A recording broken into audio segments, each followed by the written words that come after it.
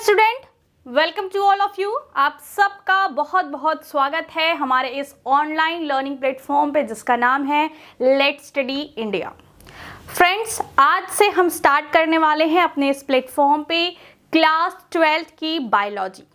अभी तक आपको फिजिक्स, मैथ्स और केमिस्ट्री की क्लासेस हमारे इसी चैनल पे मिलती आ रही थी। क्लास 12th की, क्लास 10th की, यूपी बोर्ड की। बेसिकली हम सारी चीज़ें बिल्कुल एनसीईआरटी बेस्ड और हिंदी में डील करने वाले हैं यहाँ पे। तो मैं आपको बायोलॉजी पढ़ाऊंगी और मेरा नाम है स्वाति सिंह। और आज की इस वीडियो में हम डिस्कस करने वाले हैं अपने, कह सकते हैं कि क्लास 12th के सिलेबस को, जो पाठ्यक्रम है आपके क्लास 12th के हिसाब से, जो नई एनसीईआरटी आई है उसके हिसाब से हमारा क्या पाठ्यक्रम है, कौन कौन से चैप्टर हमारे सिलेबस से निकाल दिए गए हैं, हमें कौन कौन से टॉपिक्स अब नहीं पढ़ने हैं, तो वो सारी चीजें आज की इस वीडियो में हम देखने वाले हैं। तो फ्रेंड्स, आज की इस वीडियो में बेसिकली हम आपको इतना पता चलेगा कि आपको पूरे टाइम में अपने सिलेबस में, या कह सकते हैं अपने पाठ्यक्रम में, कौन कौन सी चीजें पढ़नी है, कौन कौन सी यूनिट्स है उसके अंदर, कौन कौन से लेसन्स है और वो लेसन किस चीज़ से डील करता है, उसमें कौन कौन से इंपॉर्टेंट, या कह सकते हैं कौन कौन से महत्वपूर्ण चीज़ें हैं, वो हम आज की इस वीडियो में देखने वाले हैं। सबसे पहले वीडियो को आगे बढ़ाने के लिए आगे बढ़ाने के पहले, सब कुछ डिटेल में डिस्कस करने के पहले हम ये देखते हैं कि आपको आपके सिलेबस में बायोलॉजी में सिर्फ इतनी चीज़ें पढ़नी है। आपका जो जीव विज्ञान है उसमें सिर्फ आपको इतने यूनिट्स पढ़ने हैं। अब ये इतने यूनिट्स तो देखने में काफ़ी छोटे लग रहे हैं, काफ़ी कम भी लग रहा है, ऐसा लग रहा है कि बहुत आसानी से हो जाएगा, लेकिन आसान तो है ये, लेकिन इतना छोटा नहीं, क्योंकि ये इकाई के नाम है। जो इकाई है आपके पाठ्यक्रम में उसके ये नाम है कि कौन कौन से नाम से ये इकाई, या कह सकते हैं ये जो एक यूनिट है वो आपके पाठ्यक्रम में दी गई है।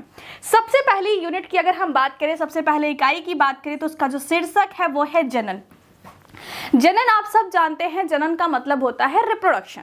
मतलब कि कोई जो पेरेंट्स होते हैं, कोई जो पेरेंट्स होते हैं, वो अपने बच्चे पैदा करने की जो विधि होती है, मतलब अपने जैसे जो यंग वंस कह सकते हैं, अपने जैसे जो संतति होते हैं, उसको उत्पन्न करने की जो पूरी की पूरी प्रक्रिया होती है उसे हम जनन कहते हैं।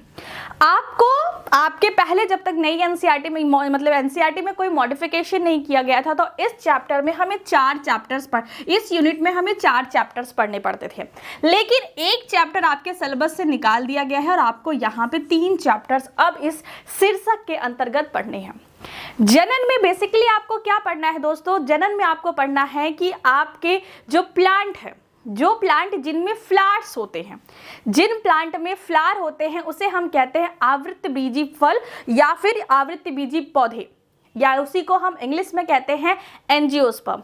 ऐसा नहीं कहेंगे कि हम यूपी बोर्ड के हैं तो हम इंग्लिश के किसी भी टर्म को टच भी नहीं करेंगे, बिल्कुल भी नहीं जानेंगे, ऐसी चीज़ें नहीं करेंगे। हम थोड़े से इंग्लिश के भी टर्म्स यहाँ पे यूज़ करेंगे, ताकि आगे अगर आप कुछ भी करते हैं, बीएससी करते हैं या कहीं और मेडिकल वगैरह की प्रिपरेशन करते हैं, तो कहीं ना कहीं आपको इंग्लिश के थोड़े वर्ड्स आने चाहिए। क्योंकि कभी कभी क्या होता है कि एंजियोस्पर्म जो है वो हिंदी में भी एंजियोस्पर्म लिख के दे देता है। तो अगर आपको नहीं पता होगा कि आवृतबीजी को हम एंजियोस्पर्म कहते हैं, तो आपको समझने में दिक्कत होगी। बहुत सारे बायो के ऐसे टर्म है, जैसे माइटोकॉन्ड्रिया, गोल्जी बॉडी, ये सब क्या है? इंग्लिश के वर्ड है।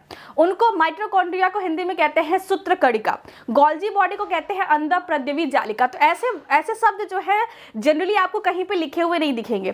तो ऐसे ही बहुत सारे बायो के ऐसे टर्म्स है, बायो के ऐसे शब्द है, जिसे हम हिंदी के साथ साथ इंग्लिश में भी जानेंगे, तो आपको इसके साथ कंफर्टेबल होना पड़ेगा।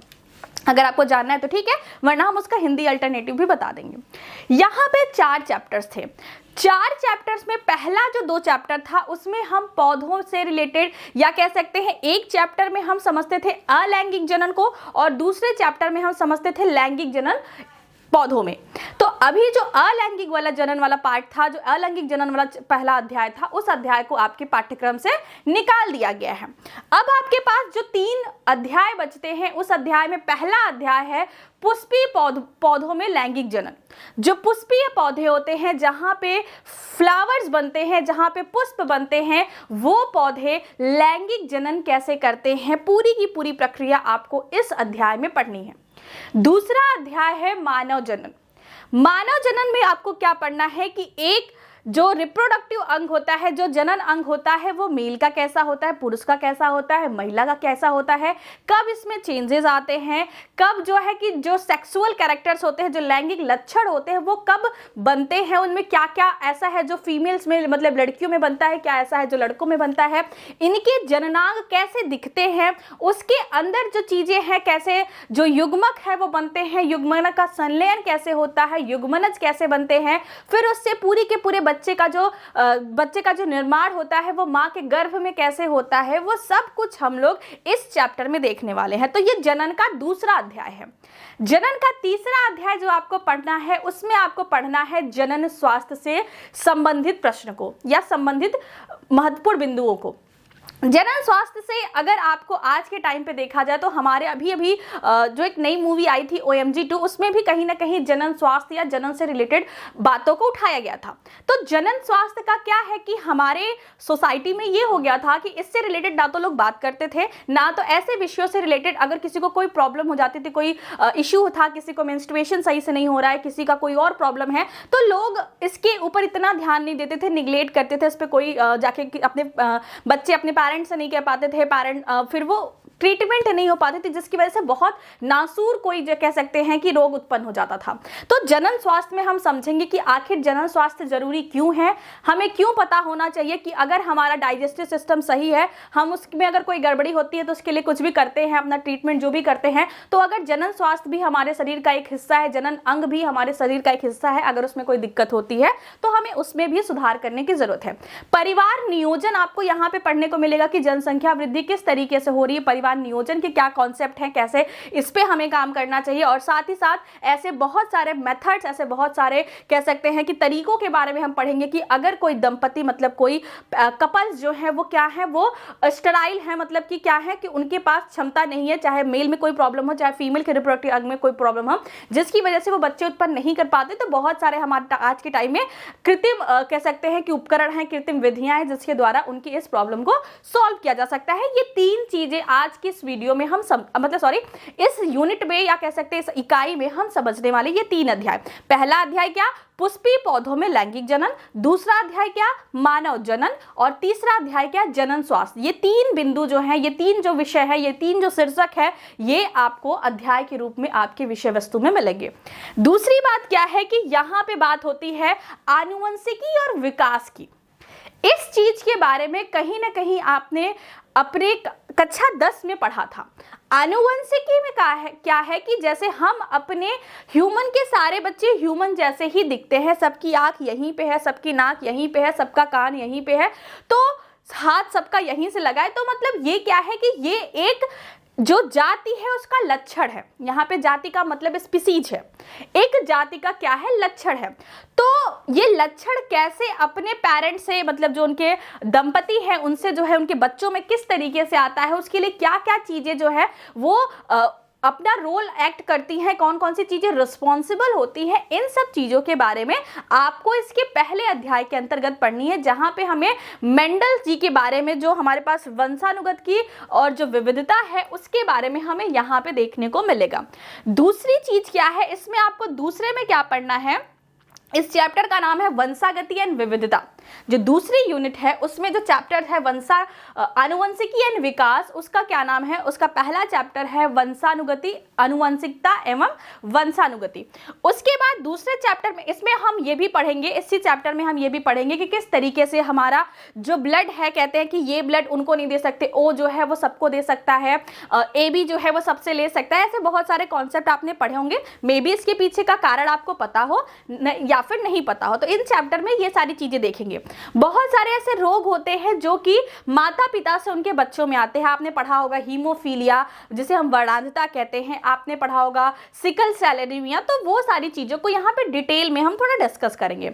दूसरा चैप्टर है वंशानुगति का आणविक आधार, वंशानुगति का आणविक अधिकार, इसे इंग्लिश में कहते हैं मॉलिक्यूलर बेसिस ऑफ इनहेरिटेंस।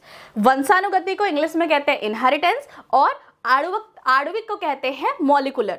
तो मॉलिक्यूलर लेवल पे जो हमारा इनहेरिटेंस है उसे किस तरीके से मतलब कि मेंटेन किया जाता है, रेगुलेट किया जाता है। तो ये चीज आपको तब पता चलेगी जब आपको पता चलेगा कि हमारा जो सेल है, अगर आपको सेल के बारे में बेसिक इंट्रोडक्शन पता है तो आपको पता होगा कि सेल होता है, सेल के अंदर न्यूक्लियस होता है, न्यूक्लियस के अंदर क्या होता है, डीएनए होता है।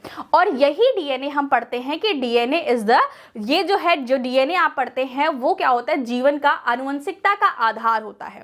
आनुवंशिकता का आधार होने का मतलब क्या है कि हमारी आंख भी यहीं पे है, सारे ह्यूमन की आंख यहीं पे है, इसके लिए ये डीएनए ही महत्वपूर्ण रोल अदा करता है, यही डीएनए रिस्पॉन्सिबल है।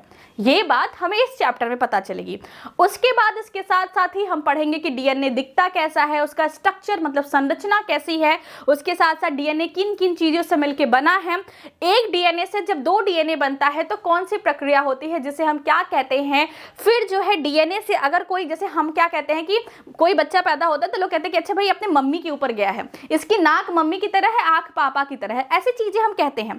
तो ये सारी चीजें कैसे होती हैं, क्या कुछ कैरेक्टर जो बच्चे के हैं, जो लक्षण बच्चे के हैं वो माता से मिलते हैं, कुछ पिता से मिलते हैं। कभी कभी होता है कि ज्यादातर हिस्सा जो है वो पिता से मैच करता है या ज्यादातर हिस्सा जो है वो माता से मैच करता है। तो ये सब के पीछे क्या रीजन है, कैसे हम जब एक जाइगोट थे, एक युग्मनज के फॉर्म से हमारी पूरी बॉडी में जब विकास हुआ तो हमारे आणविक जो इनहेरिटेंस का मॉलिक्यूलर बेसिस है, जिसे कहते हैं आणविक आधार, मतलब डीएनए में क्या चेंजेस हुए वो सब कुछ हम देखेंगे। तो ये चेंजेस, जैसे डीएनए से क्या बनता है, आरएनए बनता है, आरएनए से क्या बनता है, प्रोटीन बनता है।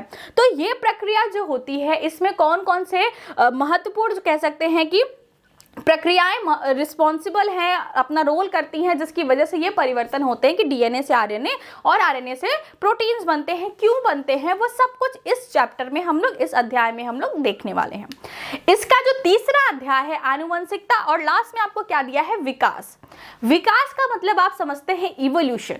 इवोल्यूशन तो आपने कई बार सुना होगा, पढ़ा होगा कि पहले धरती पे जो है पानी से जीवों के, एक कोशिकीय जीवों का निर्माण होना प्रारंभ हुआ, फिर वहां से एक कोशिकीय जीव जो है वो और कॉम्प्लेक्सिटी उनमें होती गई, जटिलता आती गई, जटिलता आती गई, अलग अलग एरिया में वो डाइवर्स हो गए, विखरित हो गए। फिर उसके बाद लास्ट में हम क्या देखते हैं कि आज के एडवांस जो आज के ह्यूमंस हैं, जो एनिमल्स हैं, जो चीजें हैं वो एग्जिस्टेंस में है। तो विकास क्या है, विकास एक ऐसा अध्याय है जहां पे हम पढ़ेंगे कि सबसे पहले पृथ्वी की उत्पत्ति कैसे हुई, जीवन की उत्पत्ति कैसे हुई। जीवन की उत्पत्ति अगर हुई, क्योंकि पहले तो हमें ये कहा गया था, चाहे बाइबल हो चाहे कोई और भी पुराण हो, तो उसमें ये कहा गया था कि ईश्वर ने एक दिन में ये बनाया, दूसरे दिन में ये बनाया, तीसरे दिन में ये बनाया, और पूरी धरती जैसी आज है वैसे पहले ही बना दी गई थी। लेकिन फिर हमें कुछ ऐसे प्रमाण मिले जिसके हिसाब से हम कह सकते हैं कि नहीं भाई, जब धरती बनी थी तो उसकी व्यवस्था इस तरीके से नहीं थी, जीव इस तरीके के नहीं प्रेजेंट थे, जैसा उस समय का माहौल था, पर्यावरण था, उस समय उस पर्यावरण में अनुकूल रूप से रह पाने वाले जीव प्रेजेंट थे। धीरे धीरे उनमें चेंजेस होते गए, जिसे हम इवोल्यूशन का नाम देते हैं। तो ये सारी चीजें हम डिटेल में पढ़ेंगे। तो 2 इकाई के बारे में हमने बात कर ली। पहली इकाई हमारी थी जिसका शीर्षक था जनन, दूसरी इकाई का शीर्षक था आनुवंशिकी एंड विकास। तीसरी जो आपकी यूनिट है, जो इकाई है, उसका नाम है जीव विज्ञान एवं मानव कल्याण। जो जैव प्रौद्योगिकी एवं जो जीव विज्ञान एवं मानव कल्याण है, इसमें आपको 2 अध्याय पढ़ने हैं। पहला अध्याय है मानव स्वास्थ्य एवं रोग। पहला अध्याय है मानव स्वास्थ्य एवं रोग। हम पढ़ रहे हैं क्लास 12 की, या कह सकते हैं कक्षा 12 की बायोलॉजी। और इस विषय, इसमें बहुत ज़रूरी है हमें जानना कि हमारे अंदर अलग अलग जो माइक्रोब्स हैं, जो कह सकते हैं सूक्ष्म जीव हैं, या अलग अलग कंडीशंस की वजह से क्या क्या रोग उत्पन्न हो सकते हैं, उसके क्या लक्षण होते हैं। लक्षण के साथ साथ हम यहाँ पे उपचार के बारे में भी बात करेंगे। उसके बाद क्या है, उसके बाद आपको पढ़नी है क्या, जैव प्रौद्योगिकी एवं सॉरी उसके बाद आपको क्या पढ़नी है, इसी में जो दूसरा अध्याय है उसमें पढ़ना है मानव कल्याण में सूक्ष्म जीव। मानव कल्याण में सूक्ष्म जीवों में बच्चों आपको क्या पढ़ना है कि जो सूक्ष्म जीव है, जिसे हम माइक्रोब्स कहते हैं, वो हमारे वेलफेयर्स में किस तरीके से रिस्पॉन्सिबल है। वेलफेयर का मतलब क्या होता है कि माइक्रोब्स हमें किस तरीके से फायदा पहुंचा सकते हैं। जैसे दूध से दही बनना है, ब्रेड का फॉर्मेशन होना है, आप घर में इडली वगैरह बनाते हो, वाइन वगैरह बनती है, जूस, बहुत सारे ऐसे कह सकते हैं कि चीज़ें बनती हैं, जैसे कि मान लो कि कॉफ़ी वगैरह का भी डिग्रेडेशन होता है, तो उसमें बहुत सारी ऐसी प्रक्रियाएं हैं जहाँ पे हम सूक्ष्म जीवों का प्रयोग करते हैं। आज के समय में तो जो हम इतना पोल्यूशन कर रहे हैं, इतना जो गार्बेज घर से निकाल रहे हैं, जो हमारे घर का वेस्ट होता है, उसमें जो ऐसे वेस्ट होते हैं जिन्हें हम डिग्रेड कर सकते हैं, उनको डिग्रेड करने के लिए भी ऐसे बहुत सारे तरीकों से हम इन सूक्ष्म जीवों का प्रयोग कर रहे हैं अपने कल्याण में। तो इस अध्याय में हम इसी विषय के बारे में डिस्कस करेंगे, बात करेंगे कि किस तरीके से हम सूक्ष्म जीवों को अलग अलग तकनीक से, अलग अलग प्रक्रिया से अपने वेलफेयर में यूज कर सकते हैं। इसके बाद ये इकाई में आपको सिर्फ 2 चैप्टर पढ़ने हैं। पहली इकाई में आपको 3 चैप्टर, दूसरी इकाई में आपको 3 चैप्टर और तीसरी इकाई में आपको 2 चैप्टर पढ़ने हैं। अभी तक देखा हमने कि एक अध्याय जो कि हमारा पहला अध्याय था, जिसमें हमने अलैंगिक जनन, इन पौधों में अलैंगिक जनन पढ़ना था, वो अध्याय हमारे पाठ्यक्रम से हट गया है। नेक्स्ट में हमारे पास क्या है, चौथा जो हमारे पास जो कह सकते इकाई है, वो क्या है, जैव प्रौद्योगिकी एवं उसके अनुप्रयोग। जैव प्रौद्योगिकी एवं उसके अनुप्रयोग। जैव प्रौद्योगिकी का क्या मतलब होता है? जैव का मतलब है कि जीवित, जैव का मतलब है जीवित, मतलब यहाँ पे किसी लिविंग थिंग की बात हो रही है। प्रौद्योगिकी का मतलब कहीं ना कहीं आप कह सकते हैं इंजीनियरिंग या कह सकते हैं टेक्नोलॉजी। प्रौद्योगिकी का मतलब आप कह सकते हैं टेक्नोलॉजी। तो जैव प्रौद्योगिकी का क्या मतलब है कि यहाँ पे हम कह सकते हैं बायोटेक्नोलॉजी की बात करेंगे, कि बायोलॉजी में हम टेक्निक्स यूज करेंगे, टेक्नोलॉजी यूज करेंगे। होगा क्या इसका? देखिए, आज के टाइम में आपने देखा होगा कि बहुत सारे लोगों को क्या है, डायबिटीज है। पहले डायबिटीज जिसको होता था, बहुत कम लोगों को होता था। अगर किसी को होता भी था तो हम क्या करते थे, हम सूअर या गाय की जो पैंक्रियाज होती हैं वहां से इंसुलिन निकालते थे, क्योंकि इंसुलिन का जो निर्माण होता है वो पैंक्रियाज में होता है। लेकिन पहली बात तो कितनी गाय को, कितनी सूअर को मारोगे थोड़े से पैंक्रियाज मतलब इंसुलिन के लिए। दूसरी बात यह है कि वो गाय और सूअर का जो है कि इंसुलिन है वो हमारी बॉडी में एग्जैक्ट सेम नहीं होता।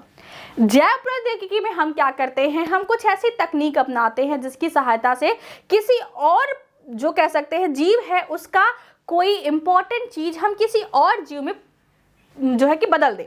जैसे कि अगर मैं आपको समझाऊं कि यहाँ पे जैसे कि इसमें करते क्या है, एक बेसिकली इंट्रोडक्शन ले लेते हैं कि जैसे डीएनए है हमारे पास, क्या है हमारे पास, डीएनए है। इस डीएनए से क्या बनता है, एमआरएनए बनता है। ये चीज आपको पता होगी, नहीं पता है तो पता कर लीजिए, याद कर लीजिए। डीएनए से क्या होता है, एमआरएनए बनता है और एमआरएनए से प्रोटीन बनता है। जब हम पढ़ेंगे वंशानुगति का आणविक आधार, उस अध्याय में ये सारी चीजें हम पढ़ेंगे। इसे हम नाम देते हैं सेंट्रल डोग्मा। आपके बुक में ये दिया होगा उस चैप्टर में, अगर आप चाहें तो जाके मैच कर सकते हैं। यहाँ पे देखिए, चाहे जहां जिसका डीएनए होगा, जो इंफॉर्मेशन जो उसमें आनुवंशिक कूट वहां पे संचित होगा, उसी को आगे देख के एमआरएनए, उसी को आगे देख के प्रोटीन का निर्माण होगा। तो इसका मतलब है कि अगर हम ह्यूमन के सेल में किसी कह सकते हैं कि हमारे पास क्या इंसुलिन का सेल है, इंसुलिन के सेल में इंसुलिन प्रोड्यूस करने वाला जीन है, ठीक है। इंसुलिन प्रोड्यूस करने वाला जो जीन है वो अगर हम किसी माइक्रोब्स के या किसी सूक्ष्मजीव की बॉडी में डाल देते हैं तो वो भी अब इंसुलिन बनाने लगेगा। तो कुछ ऐसी ही तकनीक का हम लोग यूज करते हैं। तो इस जो यूनिट है इसमें आपको दो आपको अध्याय पढ़ने हैं।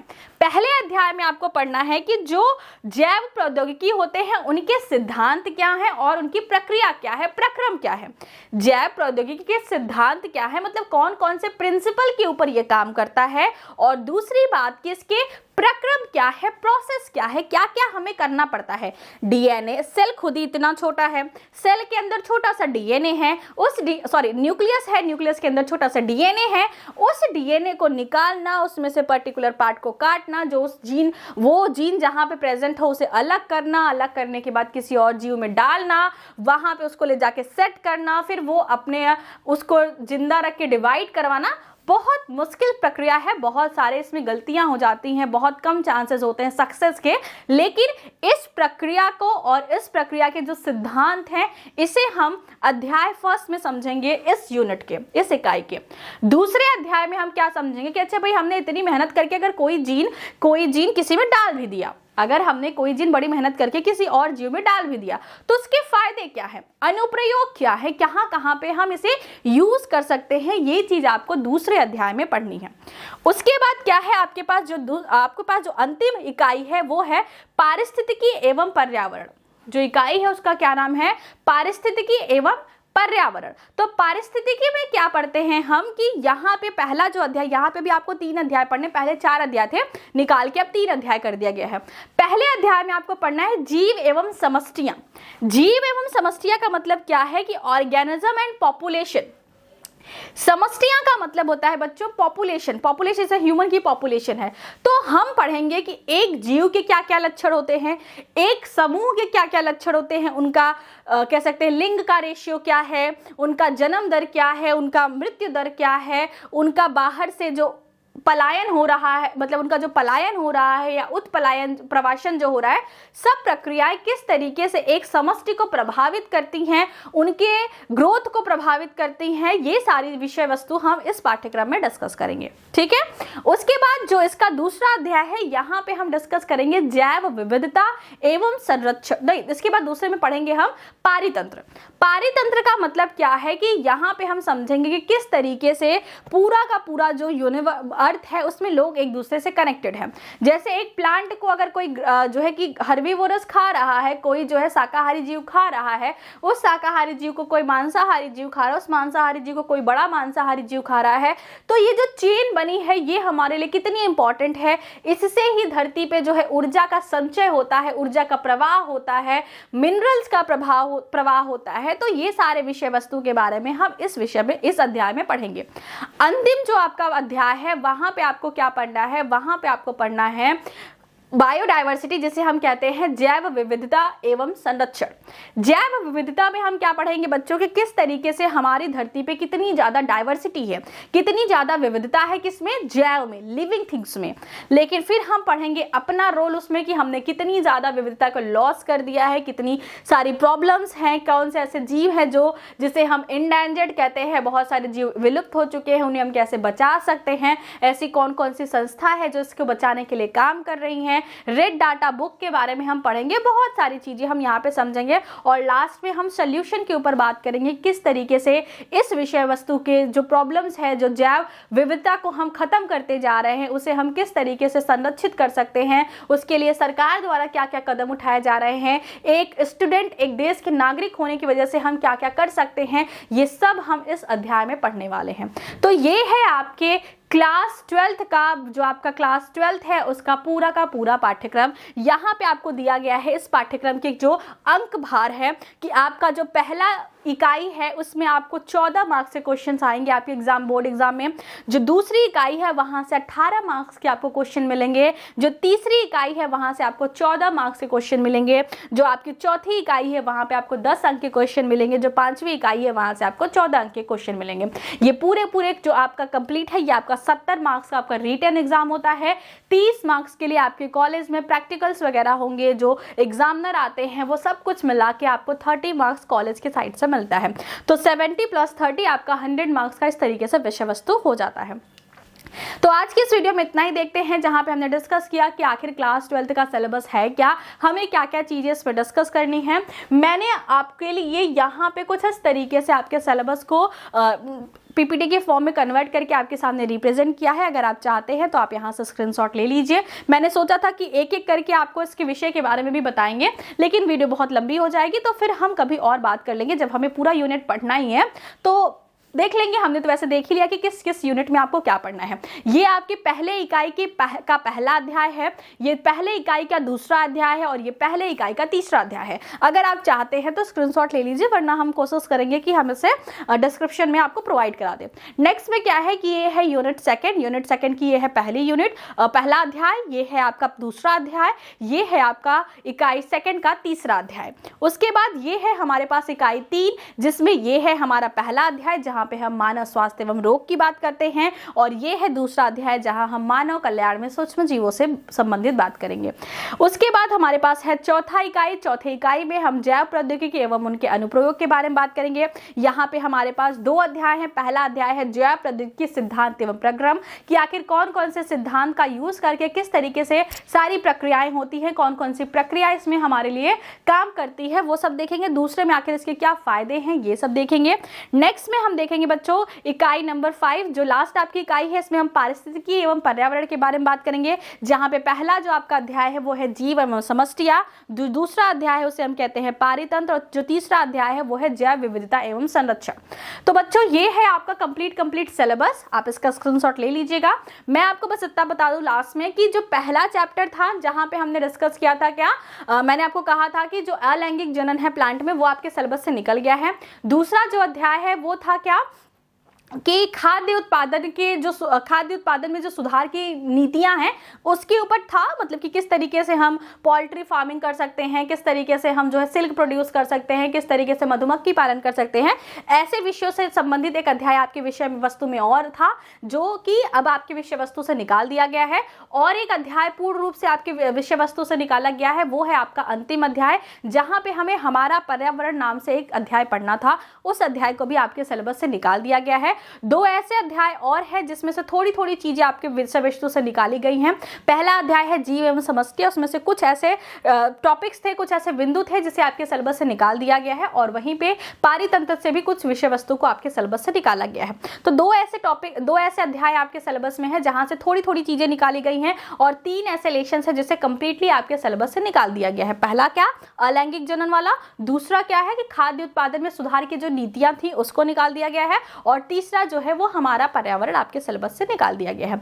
तो ये था बच्चों आज की इस वीडियो के बारे में पूरी इन्फॉर्मेशन। अगर आपको वीडियो हेल्पफुल लगी हो तो अपने दोस्तों को बताइए, उनसे कहिए कि हाँ भाई इस प्लेटफॉर्म पे आपको आपके बोर्ड्स एग्जाम से रिलेटेड बहुत सारे इन्फॉर्मेशन, बहुत सारे इंपॉर्टेंट चीजें मिलेंगी जो आपको हेल्प करेंगे आपके मार्क्स को बूस्टअप करने में। सो इसी के साथ बच्चों वीडियो को यहीं पे खत्म कर देते हैं। पढ़ाई करते रहिए क्योंकि एग्जाम बहुत नजदीक है और करना है हमें अपना बेस्ट। तो इसी के साथ वीडियो को एंड करते हैं। पढ़ाई करते रहिए।